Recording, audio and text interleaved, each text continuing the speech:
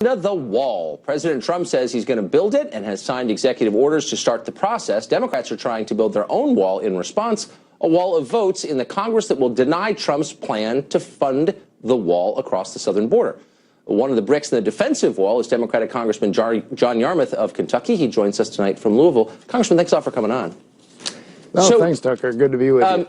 You've heard a lot of people in the last couple of days, many on the left, Democratic Party, the government of Mexico, describe the wall, the proposed wall, as immoral. Do you think that's right? Do you have a moral problem with the wall on the border?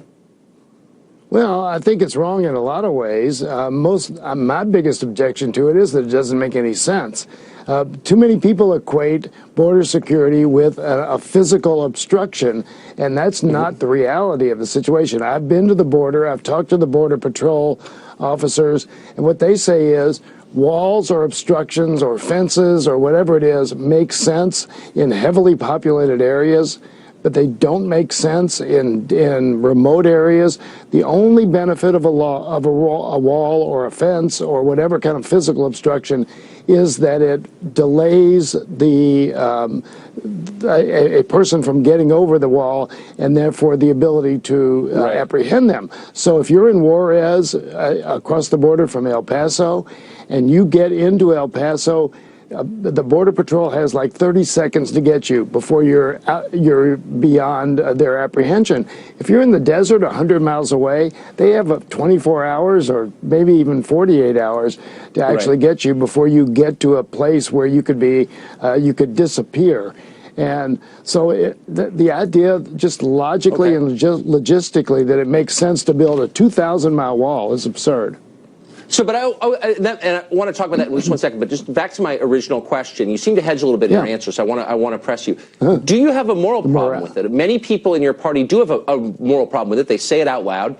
And I wonder if you do, and if so, why? Does the country have a right to build the wall? The Mexicans say we don't. Democrats say we don't. What do you think? Yeah, well, we have a right to, and I'm not sure the morality enters into it. I mean, I think it's a question. That's fair. Everybody wants to have secure borders. I think there's no question about that. But when you factor in, you have property rights, you have environmental issues, and those types of things, then it's not necessary. I mean, there's a philosophical issue involved. I'm not sure it's morality. There's nothing immoral about a wall, and but there's certainly, from my perspective, as public policy, it's a question of whether it makes sense and whether it makes economic sense and environmental sense and all the other. Whether it works or not. Then what do you? I mean, we have some examples, and they're not exactly the same. But we can extrapolate from them. So the famous wall in Israel, for example, it's 440 miles long. And it's not all urban area. And of course, it's been wildly effective, and the U.S. government supported it from the very beginning. And it ended terrorism there. There's another wall between Egypt and Israel. It's also been similarly effective. It reduced immigration across there illegally by 99%. And there's, of course, a wall now in Eastern Europe, which has been very successful.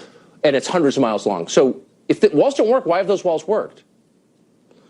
Well, it depends on, again, it depends on where you are and what kind of dynamic you're involved with. We have 700 miles of barriers right now. So we have barriers on 1/3 of the southern border already. Are they effective? In certain places they are. Again, I've been to El Paso and Juarez, where there are 3 or 4 layers of fences. And it takes a while for somebody to get over all of those obstructions. They get over them just as they would get over a 30-foot wall or a 20-foot wall or a 50-foot wall, or they'd get under it.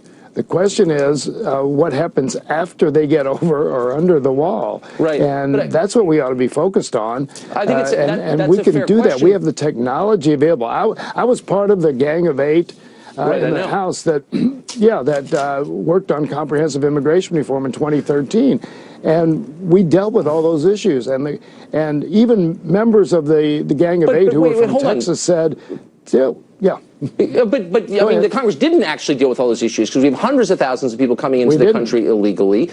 And the bulk of the heroin that comes into this country comes through that border, as you know, and it's devastated your state, Kentucky, and Jefferson County, I think, which you represent, has the highest overdose rate in the state of Kentucky. I'm sure you know all about this. That's Mexican heroin. And so what we're doing isn't working. How does it help your constituents specifically to oppose this wall, which I don't know. It's different. It might work. Status quo is not working.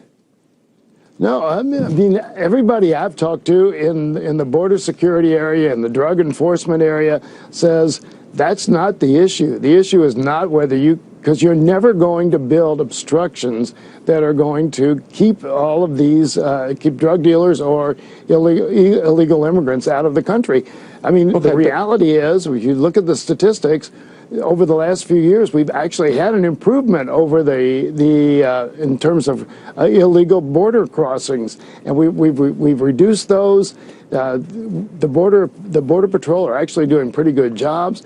There's a technology that we can deploy that would improve that even further. So you're saying that it's kind of working, even though heroin is killing all these people in your state, and there are hundreds of thousands of people coming in this country, with 11 million illegally here. It doesn't seem like it's working, and I just don't understand why. If you stop 50% of those, it would be an advantage to us, wouldn't it? Well, you know, you've got a cost-benefit analysis there, but Tucker, the costs are high. We have a 40-year low now in terms of net illegal immigration from the Central America. I don't think that's true. No, I don't think that's right. I don't think that's right. Have you seen the numbers? No. I mean, just the recent numbers. In 2010, I mean, in 2010, it was like half what it is just this last year. I mean, there was a massive surge in the last year of people crossing illegally, and a lot of them were apprehended, but a lot of them weren't. And so, like, if you were able to stop 50% of that, wouldn't that be a huge gain? Okay. Your numbers are different than mine. We have a net. We have actually a net negative illegal immigration thing. More people are going back to Mexico than are coming. We're now under 11 million undocumented. We have less than 11 million undocumented immigrants now, which is a long-time low. And you know, Mexico is not the only source of illegal drugs. I don't think anyone thinks it is coming into this country. But it's the biggest source. So, we're out of time, Congressman. With respect, I don't think those numbers are right, but perhaps I'm wrong. I still think it's a problem. But I appreciate your coming on. Thank you. Thanks.